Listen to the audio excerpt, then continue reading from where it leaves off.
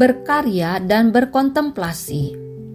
Renungan diinspirasi dari Injil Markus bab 6 ayat 30 sampai 34. Kemudian rasul-rasul itu kembali berkumpul dengan Yesus dan memberitahukan kepadanya semua yang mereka kerjakan dan ajarkan.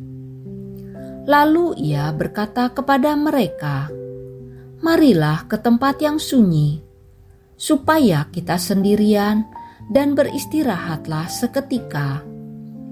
Sebab memang begitu banyaknya orang yang datang dan yang pergi, sehingga makan pun mereka tidak sempat." Maka berangkatlah mereka untuk mengasingkan diri dengan perahu ke tempat yang sunyi. Tetapi pada waktu mereka bertolak, banyak orang melihat mereka dan mengetahui tujuan mereka. Dengan mengambil jalan darat, segeralah datang orang dari semua kota ke tempat itu, sehingga mendahului mereka. Ketika Yesus mendarat, ia melihat sejumlah besar orang banyak, maka tergeraklah hatinya oleh belas kasihan kepada mereka, karena mereka seperti domba yang tidak mempunyai gembala. Lalu mulailah ia mengajarkan banyak hal kepada mereka. Ketika orang meraih keberhasilan, entah dalam studi atau dalam pekerjaan maupun karir, maka biasanya disyukuri, terkadang dirayakan. Demikian pula bila suatu panitia selesai menjalankan tugasnya, hampir pasti ada acara pembubaran panitia. Ada yang hanya dengan doa, tapi tidak sedikit yang merayakannya dengan pesta, baik secara sederhana maupun mewah. Saya pernah terlibat dalam suatu kepanitiaan. Setelah acara selesai, kami mengadakan pembubaran secara meriah di sebuah restoran. Salahkah itu? Tentu tidak. Secara manusiawi wajar.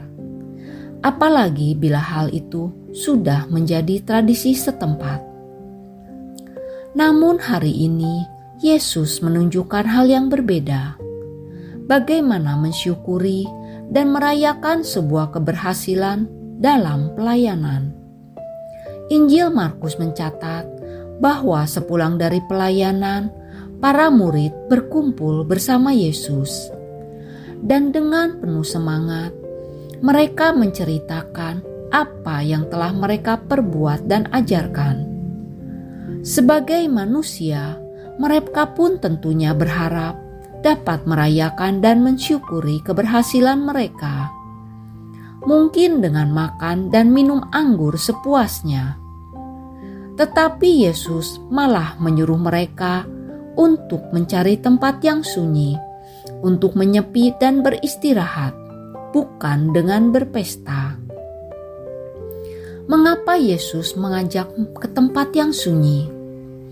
Karena di tempat yang sunyi, orang diajak untuk masuk ke dalam dirinya.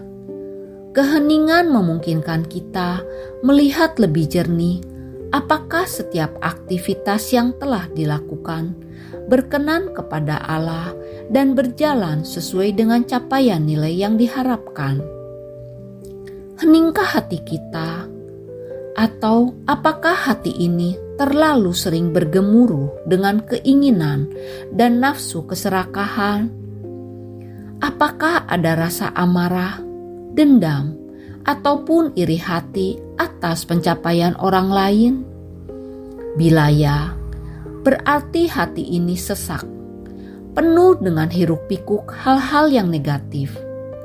Ini tentu saja hanya akan membuahkan kelelahan, membuat kita semakin jauh dari hakikat kebahagiaan.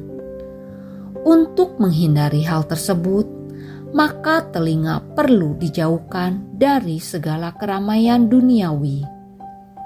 Tujuannya agar supaya hati dapat mendengarkan suara alam yang memancarkan suara Tuhan yang menuntun jiwa agar tidak terlalu jauh tersesat. Marilah berdoa. Ya Tuhan, doronglah agar kami mau masuk dalam keheningan, bertemu dan mendengarkan suara-Mu. Karena keheningan adalah bahasa-Mu yang paling mudah dipahami. Amin.